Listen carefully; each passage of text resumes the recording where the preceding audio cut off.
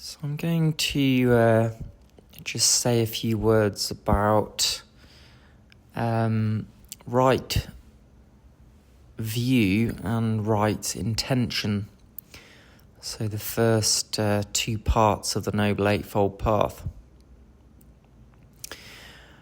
So right view, it's an interesting one because to develop right view is actually the goal of Buddhism. It's what we're trying to achieve. It's to see things as they truly are, and by doing that, to free ourselves from all pain and suffering. So we might ask, well, why is it at the beginning of the path? Well, that's because there are many degrees of right view. And in order to even set foot on this path, we need to have some right view. Without right view, or right understanding, as we sometimes see it, we would have no interest in pursuing this path. The rest of the path just wouldn't be able to. We wouldn't be able to develop it. It wouldn't follow. So, right view or right understanding, it can be defined in several ways. One of them is that it's an appreciation or an understanding of kamma or karma. And karma, of course, means action, but when we talk about it in this context, we're talking about this process of actions and results. And what it's pointing to here is that we are responsible for our own happiness and suffering.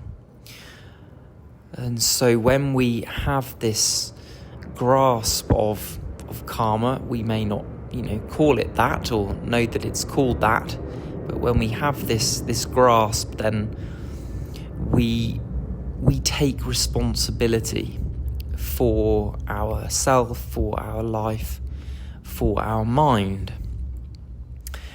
And this then, of course, will affect our intentions and consequently our actions.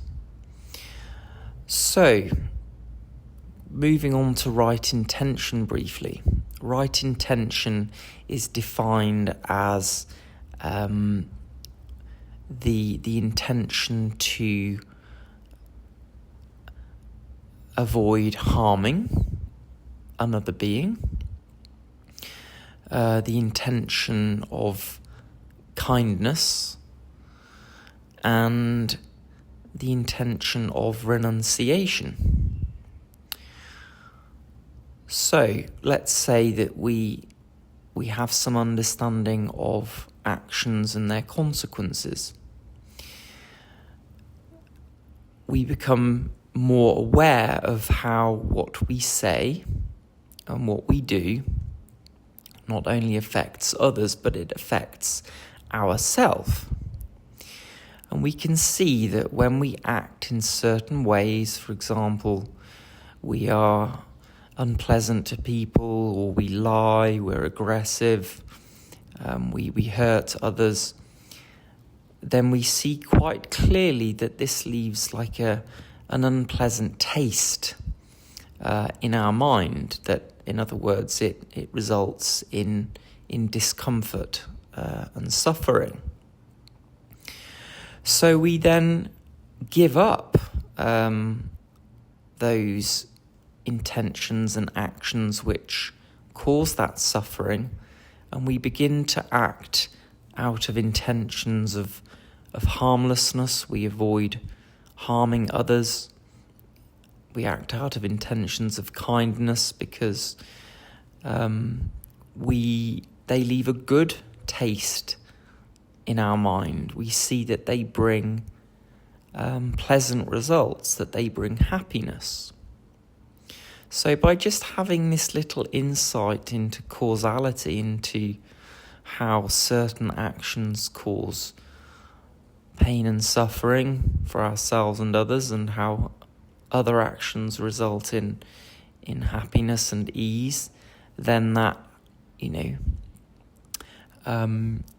automatically leads us to have intentions which bring that happiness.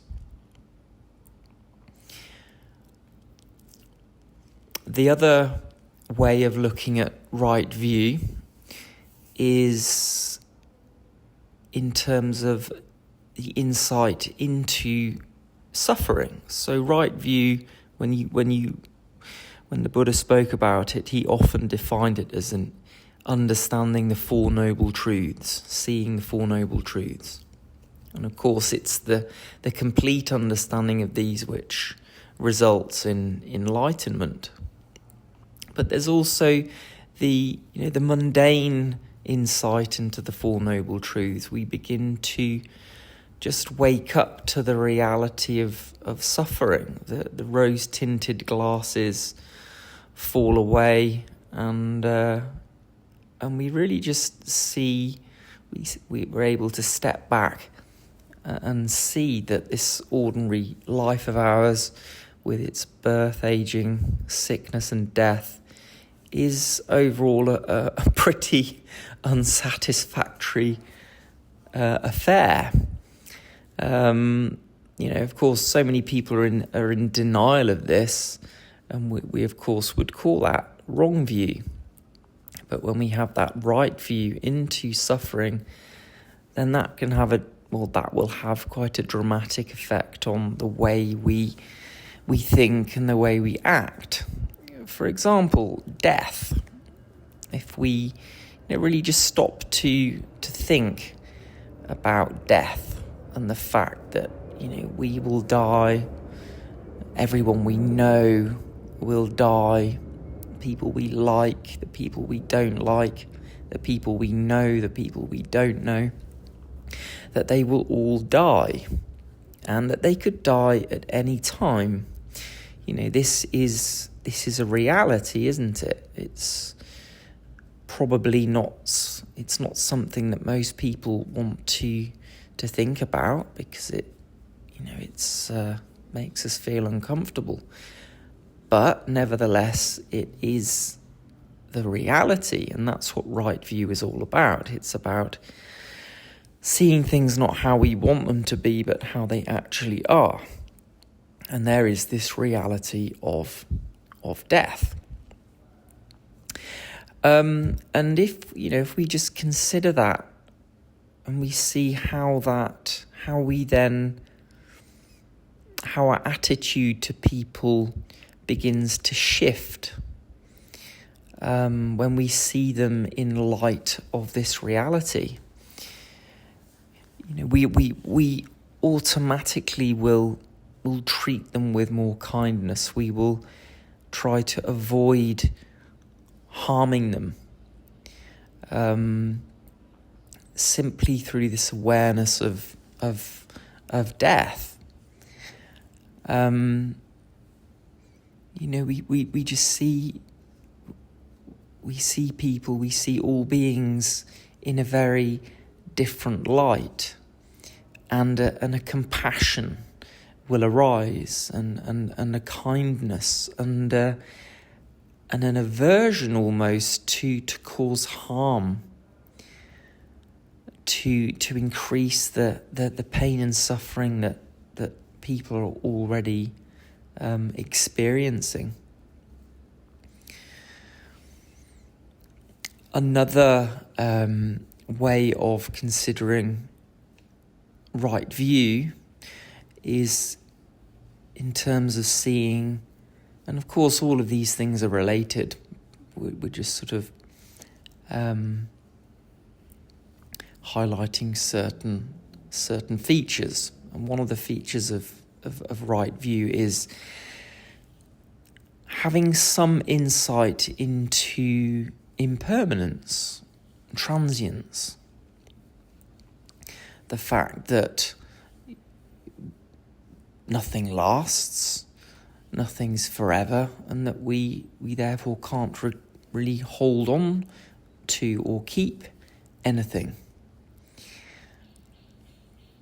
I was reminded of a well-known teaching from Ajahn Chah, who said he had this glass of water, and he really liked this glass, but he regarded it as already broken, as if it was already broken. And he said to see everything as if it's already broken, it's already gone, it's already died. Because in a way, that's the reality, because that's its destiny. Everything that we possess will one day be gone, it will one day break, it will one day fade away or disappear. That is guaranteed. If we understand that, and as Ajahn Chah said, we see that the glass is already broken, then that significantly affects the way we relate to that object. So, of course, Ajahn Chah was saying, I regard this glass as already broken so that I don't become attached to it. I don't have this clinging relationship to it, I'm using the glass, but I understand, that it's a temporary thing. And so by relating to it in that way, he's relating to it with an attitude of non-attachment, non-clinging. And then, of course, when that glass eventually does break or disappear, he's not surprised, he's not shocked, he doesn't suffer, he understood it all along, and his mind remains peaceful. So here, of course, from that understanding of impermanence, of transience, it gives rise to this intention of renunciation, of letting go, of not clinging, of not relating to things with attachment, but with like an open hand. So, of course, we experience these things, we have these possessions, and it's like they're sitting in your hand, and you're letting them just to stay there. But you understand that one day they will go. So you're not clinging on to that thing. You're not squeezing it. You're not gripping it so that it doesn't leave you. You have this relaxed, open hand, allowing these things to move into your life and then move out of your life. Understanding that this is the nature of things. And of course, living in that way will help to reduce an enormous amount of pain and suffering that arises through clinging and attachment.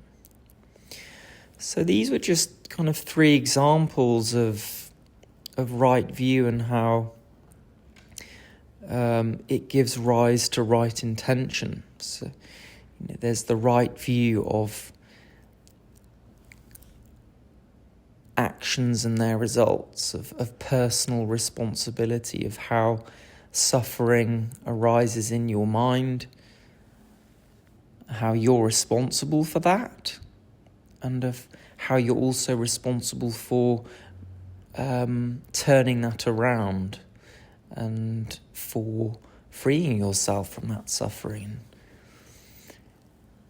And also the right view connected to seeing and understanding suffering or dukkha, particularly the fact of death, reminding ourselves of this daily, of just how fragile this life is, but also how precious it is, how precious our time is, and how our time with others is, and how that will, really influence the kind of thoughts we have, the kind of intentions we have, intentions of kindness, of not wanting to harm. And then we have that third way of regarding right view, which is that seeing and understanding impermanence, transience, which then, of course, leads us to have thoughts connected with releasing, of letting go. It doesn't mean that we go and give all of our things away. Not at all. It's the attitude of non-clinging. Actually, just one final story which just came to mind. A number of years ago, when I was still a monk, I was doing a tudong through Wiltshire, I think, or Dorset, perhaps. And I walked through the village of Badminton, very sort of upper class area. And I was walking along, and I met the local vicar. He came bounding out of his house when he saw me. He was an incredibly friendly man, invited me in for tea and so on. And not only was he really friendly, but he was very interested in Buddhism. And we sat for at least a couple of hours or so talking about Buddhist teaching, and he knew about the teaching on impermanence and not self, and that how we can't really truly possess anything. And he said that this really meant a huge amount to him, and that he said even his daughter, she's not mine. I can't possess her. But it seemed to bring this incredible lightness to him, and this joy. How he obviously he had a daughter. He wasn't going to throw her away, but his attitude to her was less one of clinging and selfish clinging and attachment, and more just like that open hand and kindness and so on. So I thought that was quite inspiring. Anyway, so I'll leave that with you, and hope you enjoy the rest of your evening, and I'll no doubt speak to you again soon. Good night.